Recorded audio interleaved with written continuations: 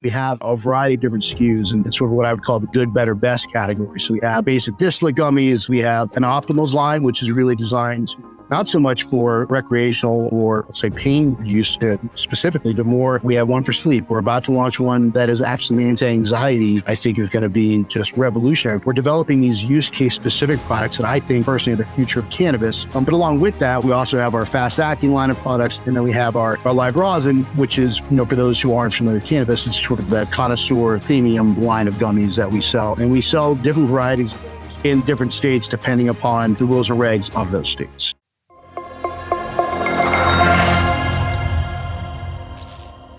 In this episode, I'm talking to Joe Hodas, CMO of Wana Brands. Wana Brands is the #1 largest THC-infused edibles company in North America. We're going to talk about the marketing mix that drives 9 figures per year in retail sales for this company, how to create branded swag that people actually use, and how to use social media effectively in a highly regulated space like cannabis. We'll also try to figure out exactly how much revenue they make as the largest edibles company. And if you can't answer a question, we both have to take a shot of hot sauce. Wish me luck, Martians. Hope you enjoy this one. Hello, Martians. Welcome back to another episode of Marketing on Mars. Today, we got the Chief Marketing Officer of one of the, if not the largest edibles company in North America. So super duper excited. Not only is it the first edibles company, are they the first edibles company, Wana Brands, the first edibles company to come on to the show, we had to get one of the largest. So Joe, thank you so much for coming on the show. My pleasure. I didn't know that I was the first cannabis company, so that's interesting because with the title of Marketing on Mars, you'd think you'd have a couple more cannabis companies on there because that is what cannabis marketing is. Yeah, exactly. No, we've had a couple of direct to consumer companies. We've had one of the largest non-alcoholic beer brands come on the show, Partake Brewery. So they're based in Calgary. One of the largest in Canada. They came on the show. But yeah, cannabis.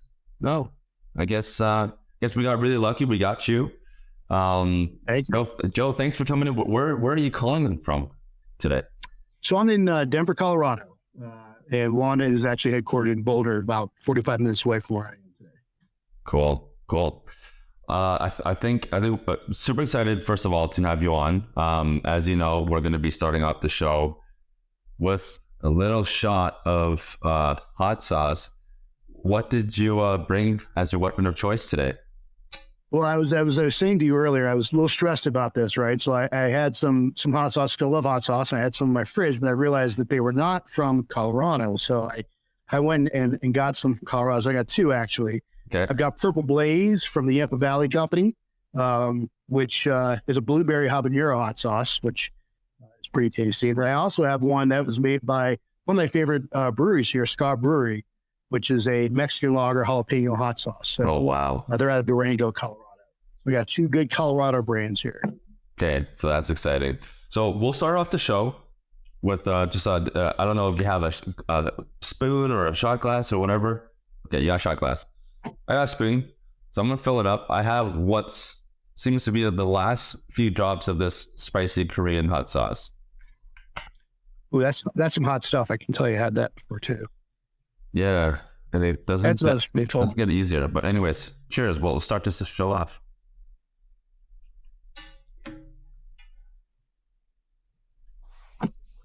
Oh, I got my water with me too. Yeah, you're smart. I didn't bring any. Wow. Yeah, it's got a kick to it. Yeah. All right. So basically the premise of the show is I'm going to ask you tough questions a little bit later on about marketing. Things that you probably wouldn't share in public. We're going to try to figure out the secret sauce to how Wana Brands grew, and also some more. That is spicy. Oh my God. What? That is spicy. Holy crap. And I didn't eat breakfast, so that's not going to help me at all. That should feel good. Yeah. But first, just want to understand you. I want to ask you a few rapid fire questions, okay? Really quick. Yeah. 1-2 word answers. just get to know you a little bit better before we jump into learning about Wana brands and also about marketing. All right. So first, coffee or tea? Coffee, 100%. Donuts or bagels? Bagels. Favorite cuisine? Really anything in the Asian category. Vietnamese, Chinese, Thai, Japanese. Favorite city in the world that you've been in? Actually, I think it might be Vancouver. Wow. Okay. That's where I'm from, for those listening. Yeah. Wow. Okay. I didn't say it just because I knew that. Wow. That's amazing. Okay. Favorite game to play? I think a game, if it's like a sport, then I'd say football. But of course, being a little bit older now, I don't play that as very, very often. So, And if it's the younger days, football. if it's a game, What's that?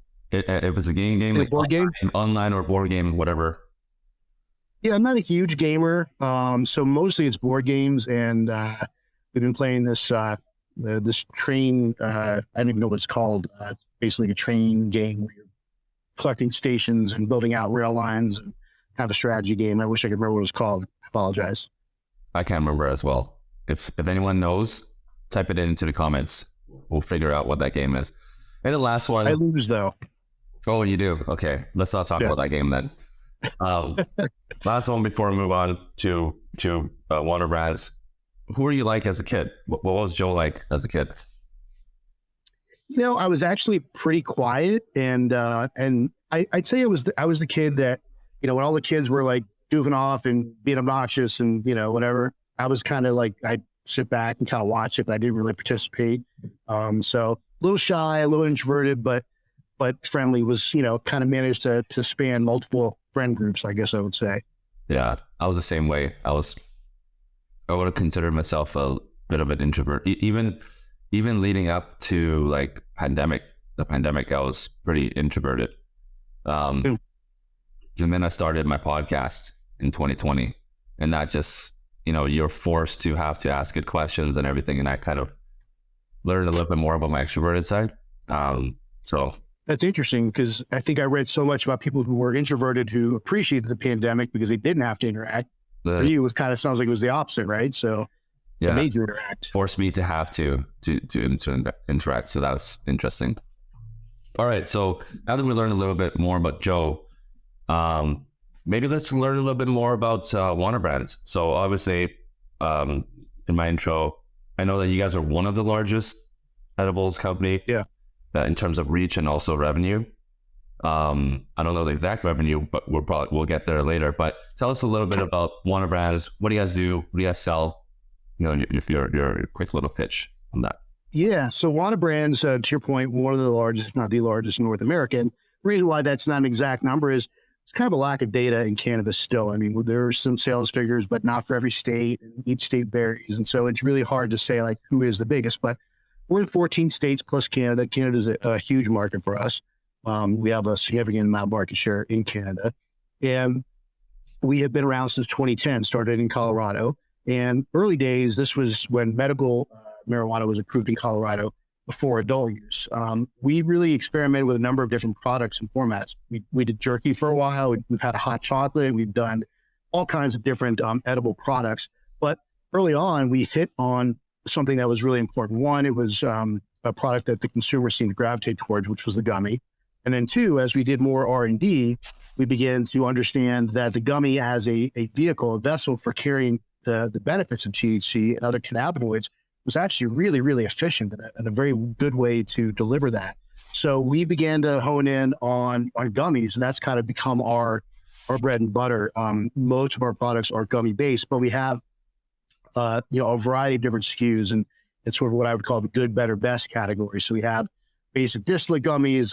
We have an optimals line, which is really designed to not so much for recreational or let's say pain use specifically, but more. We have one for sleep. We're about to launch one that is actually an anti-anxiety gummy that I think is going to be just revolutionary because it's very low THC. It's only got 1 milligram of THC. So we're developing these use case specific products that I think personally are the future of cannabis. But along with that, we also have our fast acting line of products. And then we have our our live rosin, which is, for those who aren't familiar with cannabis, is sort of the connoisseur premium line of gummies that we sell. And we sell different varieties of those in different states, depending upon the rules and regs of those states. I wonder if, just spitballing there, I wonder if there's a use case for THC infused hot sauce. Oh yeah, there's been THC infused hot sauce for a long time. I think the real issue is if you're not a heavy consumer, two things. One, cannabis has a very distinct taste, right? So that could throw off your blueberry habanero hot sauce if you put a little weed in there.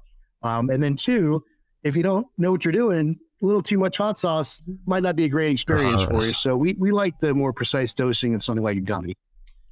You're right. You know what? Scrap that. Apparently I'm not a marketer today, so we'll scrap that. But you could call it pot sauce though. So that's, there's a plus there. Okay. We're going to have to talk after this. We're going to have to talk after this podcast recording. We're going to have to have a jam session. So you guys are one of the biggest. Let's talk about some stats. Let's figure out how big you guys really are. Okay. And I'm going to be cautious about the questions I'm going to ask you, but hopefully you can answer these. Did you guys raise any money? Any kind of Series A or anything? We have not. Actually, it's one of the really great things about our company. We're woman founded, woman led. So Nancy White is the founder, co-founder, and CEO of the company currently. Amazing woman. I could talk hours about her, but she managed to bootstrap this company from the ground up, and we've never taken on investment dollars, and we've never taken on debt. So that's kind of unusual in the cannabis space, to be honest. But we did have a transaction last year where and this is public information, we sold the right to acquire Wana once essentially a qualifying legalization activity occurred at the federal level in the U.S. because the company that acquired those rights is traded on the exchanges here in the U.S. and also in Canada, where cannabis is federally legal. So they couldn't directly acquire what we call a plant touching company until legalization was to occur, or there are changes in banking here in the U.S. So that transaction took place in October of, actually not last year, sorry, the year prior. So they've been October of 21. Okay. So you guys haven't raised anything, fully bootstrapped. Amazing. Yep. What are you guys at right now in terms of revenue? Well, we are a privately held company, so I don't disclose revenue. But what I can tell you is for the last year that we reported, which would have been 21, we did about 300 million, a little over that probably, in retail sales. Now, it's important to note that the reason why that number is actually retail sales very specifically is we are a wholesale manufacturer. So that's not our revenue, but that just gives you a sense for the size and scope, how many people are buying our gummies, right? But we also have manufacturing agreements in every single state because you can't ship across state lines. And so each agreement has different revenue sharing numbers. So even on the wholesale revenue side of that, we don't always have 100% in every market. It varies by market. Colorado is the only market where we own the manufacturing facilities, the license, and all of the revenue that comes in and out of the state for our products. And you guys only sell in the US or Canada as well? In Canada. I don't know the most recent numbers, but at one point in time, we were north of 30% of the market share in Canada. So it's a big market for us. Very important market. Cool. What are the usual wholesale/retail markups for? Well, so usually we presume the retail markup to be Keystone or 100%, right? So if I sell it to you for $1, you're selling it at retail for $2. But that does vary, right? Some markets will discount products. Other markets will, particularly new markets, will try and generate as much revenue as they can at retail, and they'll mark it up 2x. So it does really vary significantly. Okay. So that gives us a little sense of where you guys are sitting in terms of revenue. Well, again, though, keep in mind that that's not, even if you assume wholesale is half of the retail, we don't own all that revenue because we have different agreements in different states. So the percentages of how much of that revenue we recognize does vary by state. So it's definitely not an indicator of our revenue necessarily. Exactly. Okay. Well, I think you got away with that. I don't know. I don't see any lights anywhere. I don't know if the marshals have said anything. I think you're okay with that answer. Now, in terms of part of my background was PR, so I know how to not answer questions by answering questions. So, yeah, should have known that. Should have known that before inviting you on the show. Okay, now in terms of, I'm sure you guys spend a lot in marketing. I've seen some of your, ads and content out there. What are we looking at? Like, what does your monthly or annual marketing budget look like?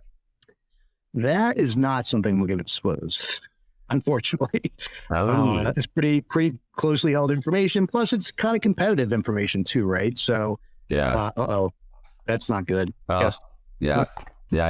So I think this one we're not going to get away with. And we're going to so okay, here we go. Cheers. I just got past the last one. Yeah.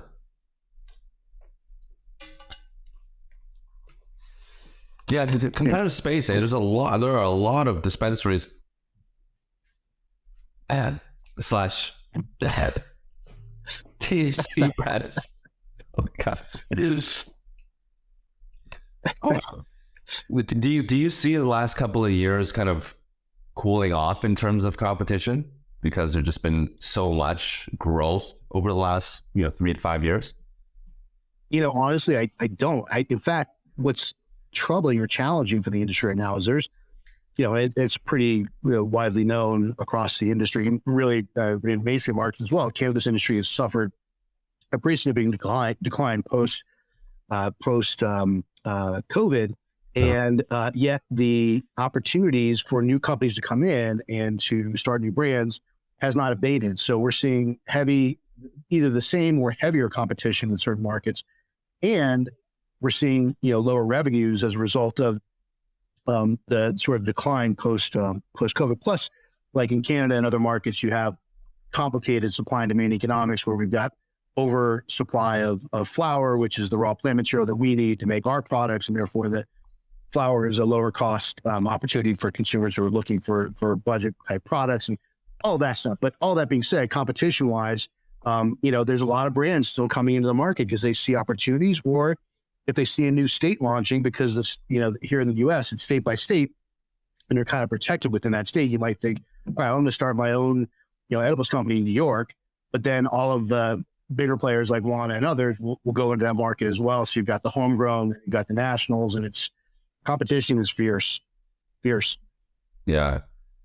How much of cannabis products, call it gummies or anything, are sold in retail locations nowadays versus just straight up online where they just deliver straight to your door? Because I know Vancouver is pretty much legalized and we have a lot of dispensaries everywhere. How much of it, how much do you reckon across the US are retail versus online?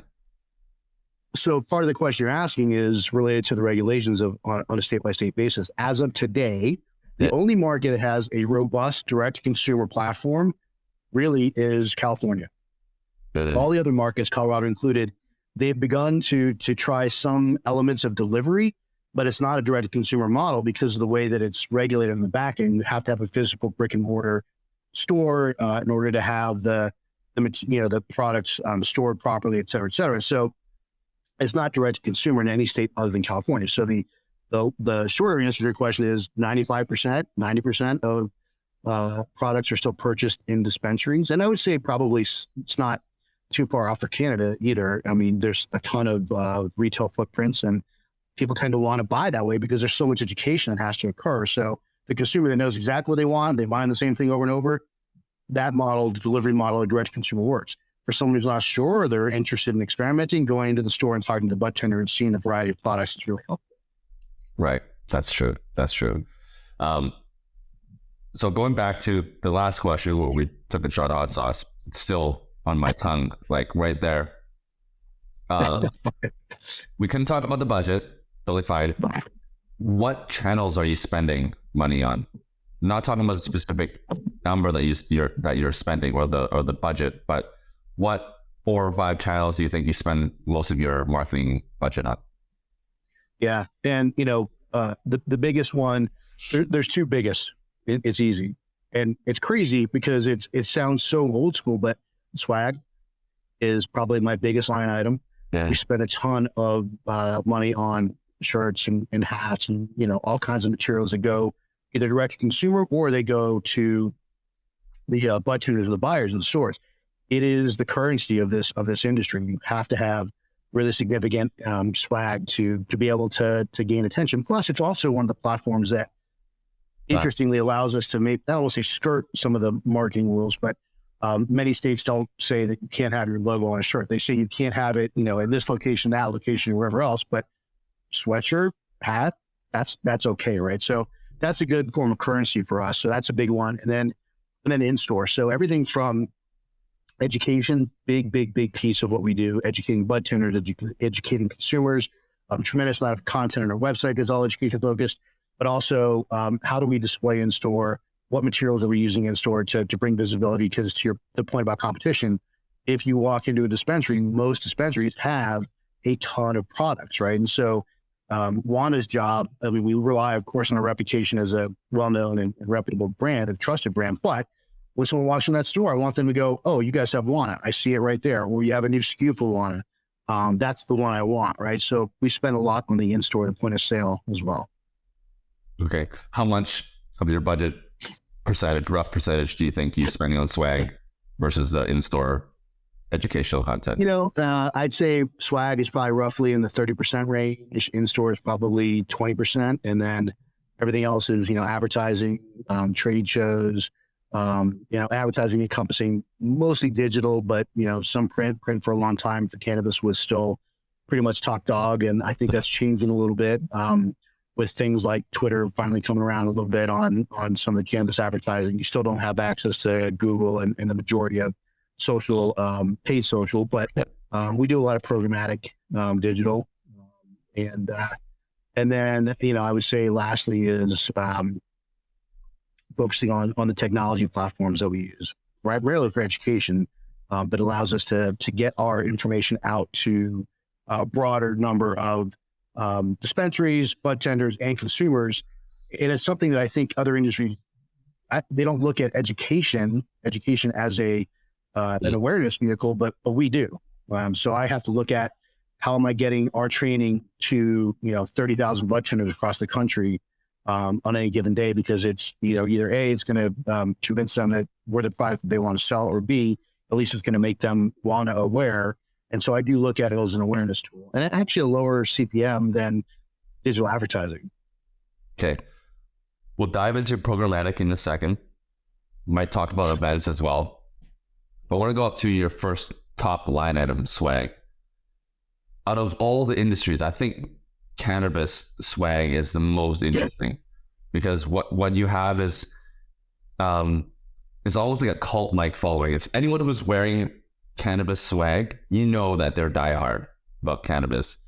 But so I want to hear your thoughts on that. But there also is an evolution, right? Because in the past it was all the young guys, 20 to 30, maybe even early, like below, like 19, 20-year-olds that were consuming cannabis. Now you're having more professionals, people that are 30, 40, maybe even older consuming. Did you have to adjust? As one of the largest companies, did you have to adjust the types of swag you're creating as well to kind of target a different audience? That's a great question, and the way you just described it is, I think, 100% accurate.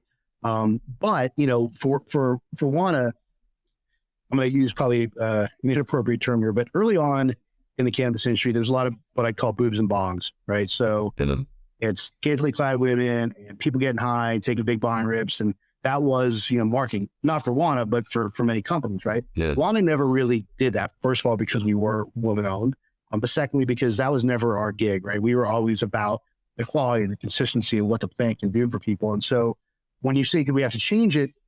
Not so much, but what we did do is we consciously have, some of our swag, when we do our own original designs outside of a logo type t-shirt, but when we do our own original artwork, we really, what we don't go heavy into pot leaves and things like that. We focus more on the messaging, like keep hope high is one of the taglines that we use a lot in our clothing, right? That's a good one. It's subtle. It's not like, look at me, I'm wearing a marijuana shirt. It allows people to, I think, wear our gear proudly, and to feel like it's part of a cultural change and not necessarily, hey, I like to get high. And so, now where we take those and what materials we put them on, is a little bit different as well. So, skewing a little bit younger, actually, we have we did I don't want to call it a collab because it wasn't official. We went through their corporate program, but we have a Cotopaxi fanny pack that people absolutely love. It's branded, Really? just the Wana logo, and it's Cotopaxi, and that fanny pack, man, it kills it everywhere we go. Wow. But that does skew a little bit younger. I'm not wearing fanny packs. That's not my that's not my jam. But there are a lot of people who do. So we really do try to have a variety of products. We have great hoodies that really span multiple generations, and then we have stuff like I just mentioned.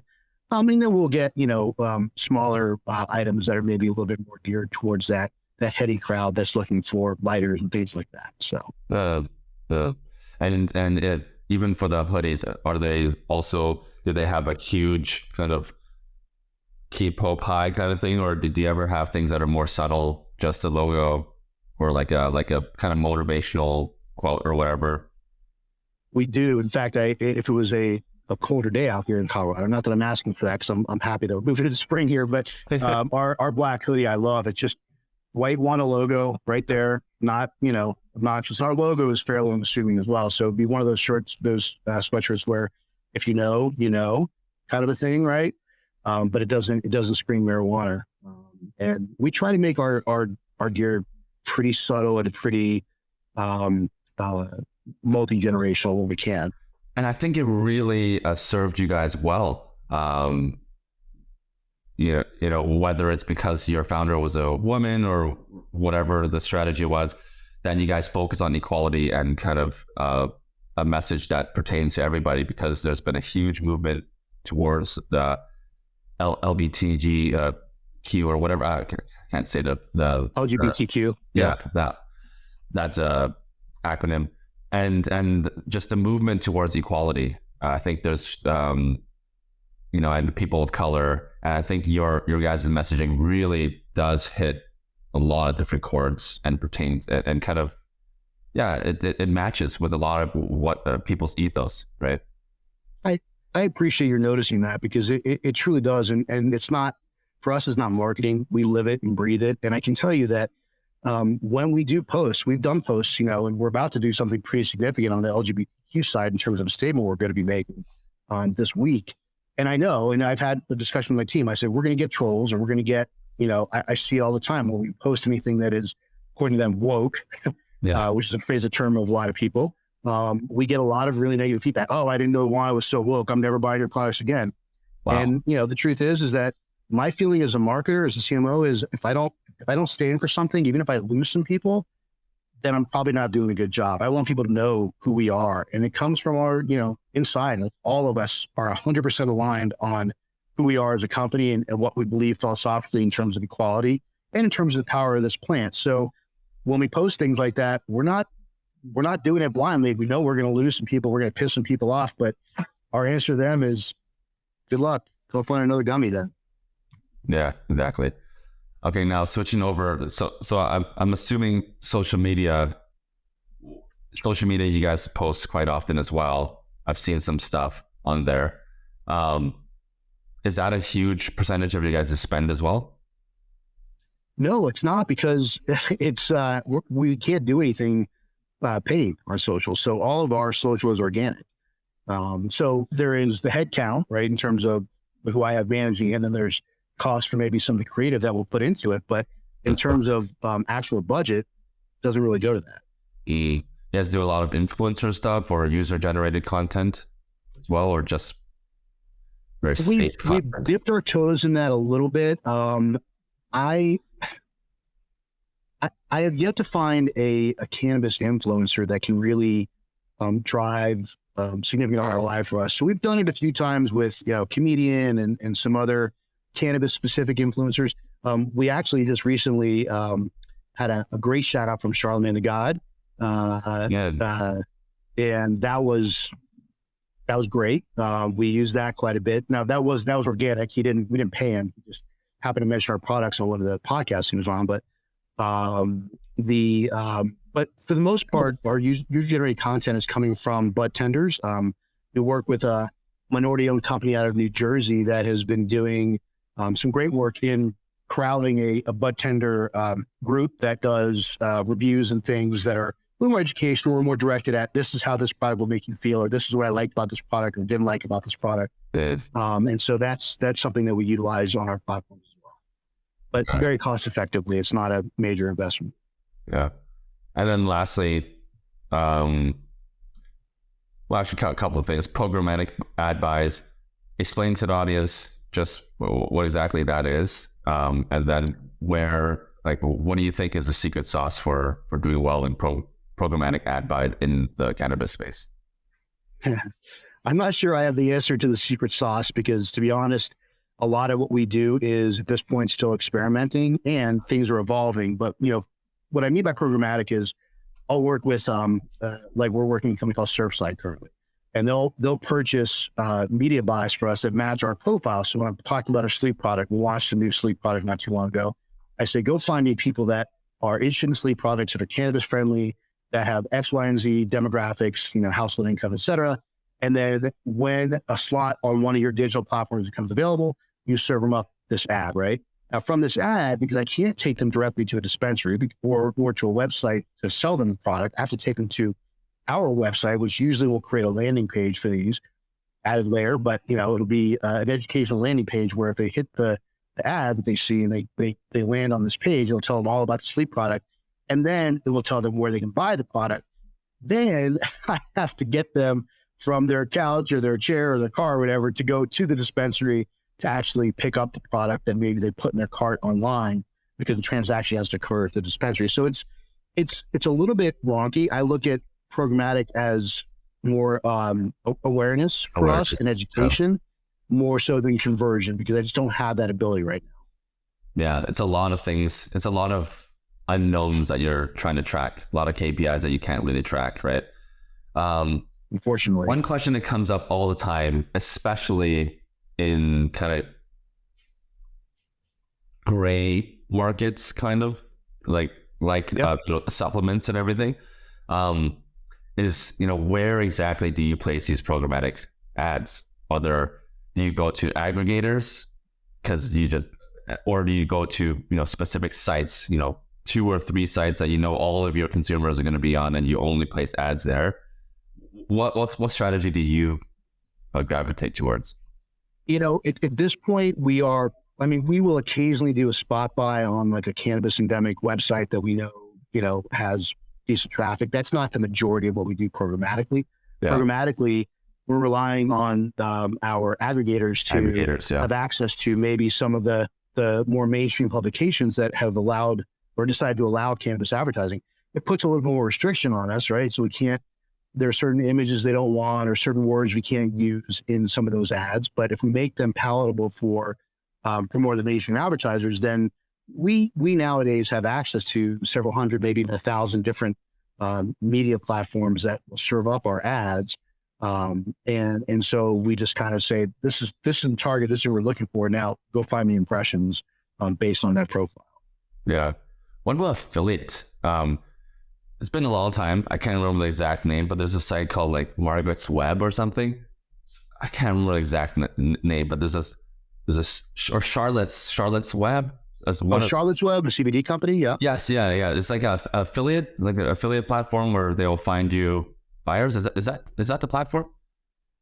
No. Charlotte's Web is a company and they sell CBD products. They're probably the largest CBD company out there, but they probably utilize an affiliate link program. And we did that for a little while on the CBD side, much more complicated on the THC side of our business. Right. And the reason I differentiate is CBD is quasi-legal. So you can sell online, you can do other things you can't with THC products. An affiliate program for THC products would be really challenging because it'd be difficult for me to know that Simon, posted this article that then drove to this website that then drove to a dispensary website where then someone put it in their cart and then they went to the store and picked it up. I can't track that. So I couldn't attribute that purchase to you. So I wouldn't even know how much revenue you're deriving if you were an affiliate.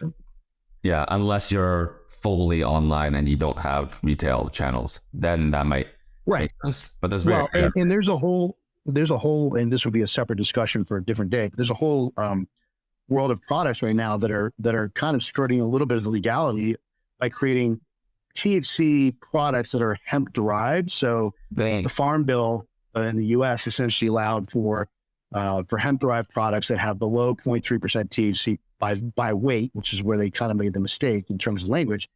So a lot of companies have gone out and figured out how to make Delta 9, which is the THC molecule that is in the cannabis bar that gets you high, to make that out of hemp by taking a small amount, which naturally occurs in hemp, and then basically replicating it in a lab. And so now it is hemp-derived THC, and they're able to sell that online. And then there's also variants of that, Delta 8, THCO. These are all lab-derived products that use the Farm Bill and hemp to create products that do have intoxicating effects that can sell direct. It's a problem, a big problem. Wow. Are you guys jumping on this bandwagon as well? No, no, because A, it's still a little bit of a gray area in our mind, and B, we feel like cannabis should be a regulated product. It's not to say that we might not at some point. We have I mentioned our Calm product or anxiety product that we're going to be launching in the next week or two.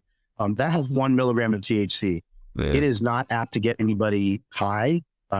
Maybe 2 or 3 of those would, but the point is that there are safer products that, at a certain point we may look, if we feel like the gray area has been cleared up, then we may look to put that into an online direct to consumer model. But even then we have age gating, we have child resistant packaging, all of the things that we think make the cannabis industry a safer choice in a regulated market.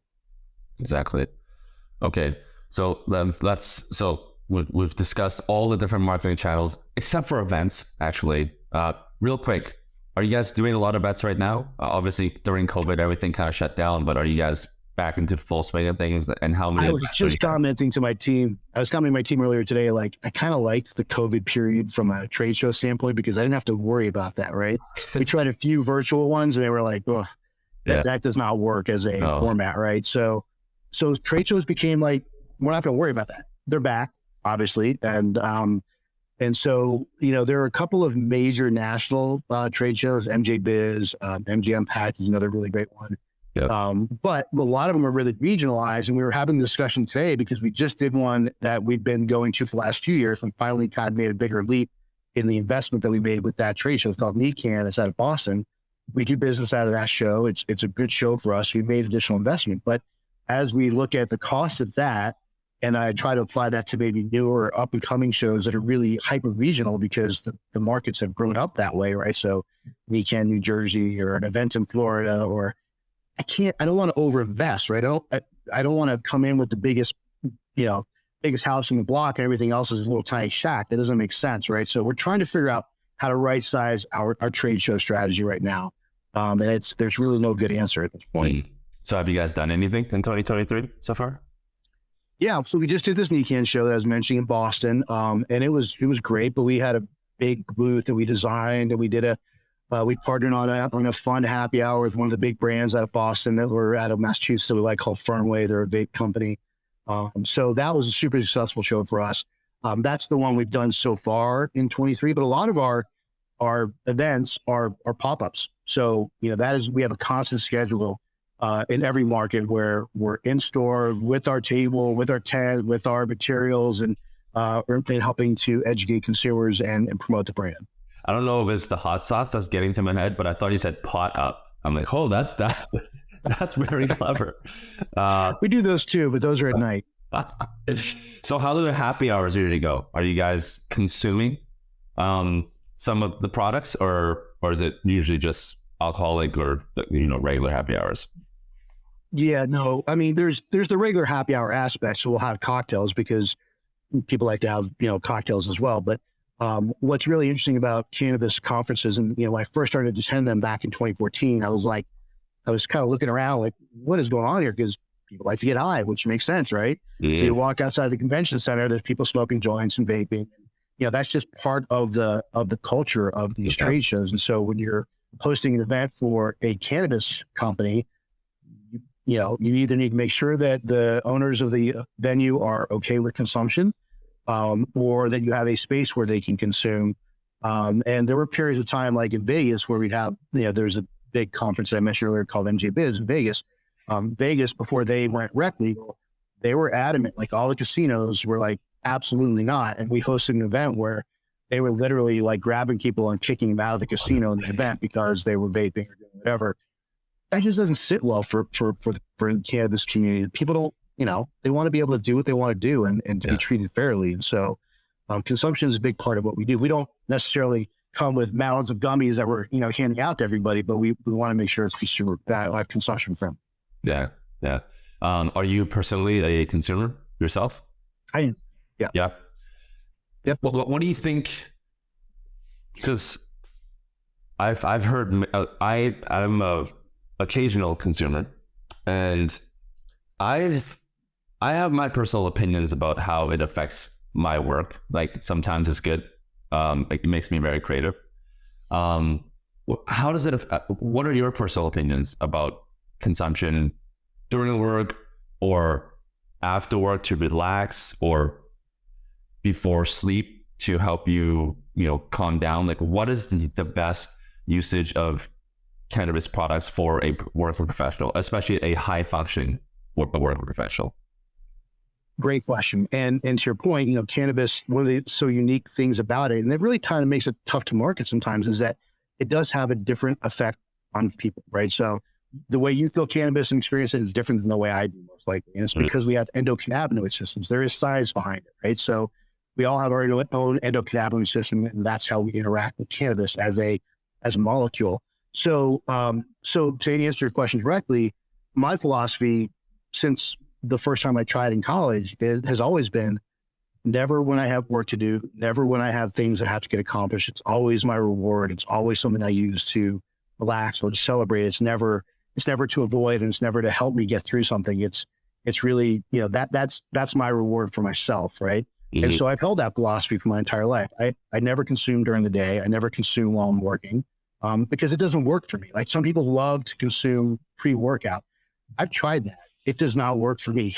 It just doesn't. Like I wanted to, because everyone's like, oh, I had such a great workout and didn't feel sore, and it doesn't work to do it that way. So that's always been my personal philosophy. Now on the work side for my teams that I've worked with in the cannabis industry, I hold the same philosophy, but I don't dictate their own personal consumption. I just say, if you're at work, you should be able to work, right? And I've had a couple of experiences where I've seen one of my employees who maybe was high and couldn't perform their duties the right way. And that's when we have a conversation. But, there are also people that use it medicinally or regularly enough. And that's something that people don't really understand.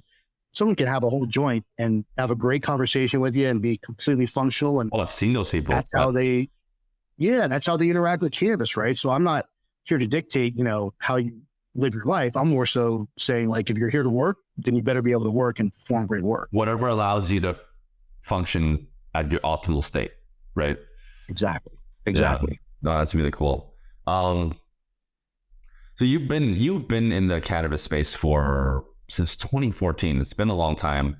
Well, yeah, right? And even a little bit before that, I did some work with my agency with some cannabis companies in 2012. That's how I ended up in the cannabis industry, actually. Yeah. So I mean, I don't know why we didn't do this in the beginning, but going to your background, you started off as an account manager. Worked in that capacity for 4 or 5 some odd years, and did almost a decade of comms, communications, marketing communications before you became a CMO in 2014. At which point did you realize, hey, I'm actually a really good damn marketer? Like, was there a point that just kind of point in time, like a year that just like, you know what, I've had enough experience? Was it like at the 9-year mark, 8-year mark, 7-year mark? Like, did you have that light switch, or did everything just kind of naturally happened? I don't know if this question even makes any sense at all, but.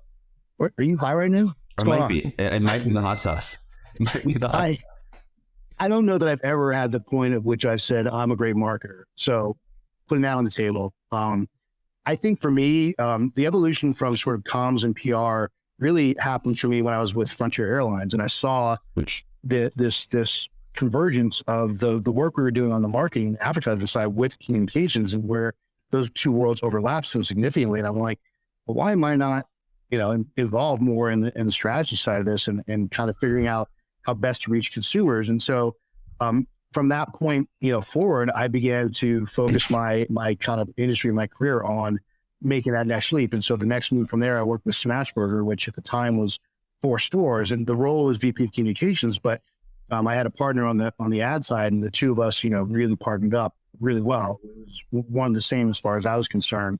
And then, from there, I moved over to an agency again and took over the paid media side of things and really began to contribute to the overall marketing strategy. And so it kind of became fully realized at that point, like, okay, I am now a marketer. I'm no longer a PR guy. But it was an evolution that was it was created by the opportunities I was offered, really. Yeah. And about Frontier Airlines, as I'm looking on your LinkedIn, that was 7 years roughly into your career when you took that leap into a pretty senior position. And from there, it just kept going from senior director to VP to executive to EVP to CMO, and it just kept going. But it was that 7-year mark, right? Where you kind of felt. Yeah. Well, that was, so, for anyone who's listening who happens to be younger in their career, I'll tell you one interesting thing about Frontier is that when I first started there, it was a step back in title, it was a step back in salary, but I also recognized what working for a national airline meant for me from a opportunity perspective and from a resume perspective. And so I took that risk, right? I made that leap to a lesser role and lesser money because I knew what it meant for the future. And I think that was an important and pivotal point for me. If not for Frontier, some of these other opportunities I had would not have made themselves available. That's amazing. Did you have a mentor, or were your parents pretty involved in giving you advice, or did you kind of make all these decisions yourself? My parents, they loved me. They were supportive, all that good stuff, so, but they were not marketers, nor were they business people. Their focus wasn't on what I was doing professionally. It was just about me as a person, right? Yeah. But what was interesting about Frontier is that when I first started, they offered me the role, and then they mentioned that there was a guy that they had offered it to previously who turned it down, and then a month later came back and said that he was interested again. And this was a guy who'd been the mayor's press secretary for many years, and really well known in Denver. Super intimidating to me because this guy was going to come in now in the government relations role, even though he had a ton of PR experience. And shortly thereafter, I'm sorry, the whole story, but shortly thereafter, the woman who hired both of us left, and he kind of ascended into this role of being my boss. And I've told the story many times, but I sent him this email. I remember I was in Dallas visiting my wife's family. I sent him this, long email of, listen, I know you're the boss now, but just so you know, this is my area and I'm going to manage it. Don't step on my toes. And probably wasn't quite like that, and he basically shot me an email back and said, okay, I hear you, but guess what? I'm your boss now. So this is the way it's going to roll. 2 lines, right? Real simple. That guy ended up becoming my mentor, became one of my closest friends, still is to this day, wonderful person. So he really kind of helped me figure out how to take Frontier and leverage that into a greater opportunity in the future. And how old But were I you? also learned never to send long, stinging emails to my boss. That's a bad idea. Oh, I think our internet, is our internet not connected? Oh, it might have conked out for a second. Can you hear me? Yeah. How old were you at the time when you started at Frontier? So that would have been, I probably, I'm so old now that I got to think about that. That was probably late 30s, mid to late 30s, mid 30s.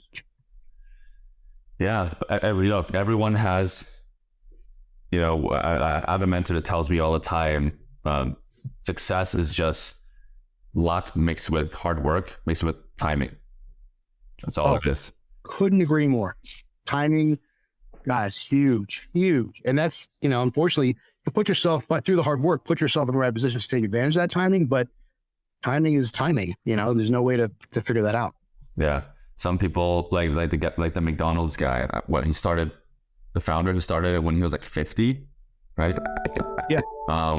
It doesn't matter when you start, how old you are when you start put in the work and put in the actions and the reps, and you'll get there. It might happen after 5 years, 6 years, 7 years, whatever, however long it takes. But what's the other option? Don't do anything and never get there, right?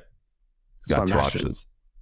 All right. So that's okay. It's really cool. So want to go back real quick. There were those 5 channels you were talking about. I know we're jumping around quite a bit. Point of, you got Sway, you got social media, you got programmatic ads, events, all of these. What of these channels or your buckets of marketing spend, which one of them do you think provides the greatest ROI for you? It's the in-store, including this, this bud tender education piece, because the in-store, and I guess I'll throw bud tender incentives into that. But educating the bud tenders, giving them a reason to want to sell Wana, that's where, unfortunately for us right now as an industry, that's where 75% of the purchase decision comes from. Is I come into a store, even if I know what I want when I walk into the store, if the bud tender says, "Oh, have you tried this? Because it's a great new product," or if I walk in not knowing what I want, "Hey, I need something for sleep. What do you recommend?" That is 75% of the decision-making process happens in that transaction, that moment. So if I don't have a well-educated bud tender who's loyal to Wana, and I don't have visibility in the store and can show the consumer what's available, that, hey, we have a sleep product, ask about, our sleep product, then I may have lost that sale through no fault of our products, but just the visibility. So that's probably the highest and most direct ROI, is that in-store and the education stuff that we do. And then in terms of, I don't know if this is even trackable, but do you know what, like a CPA, like what does it cost to acquire a customer for you guys?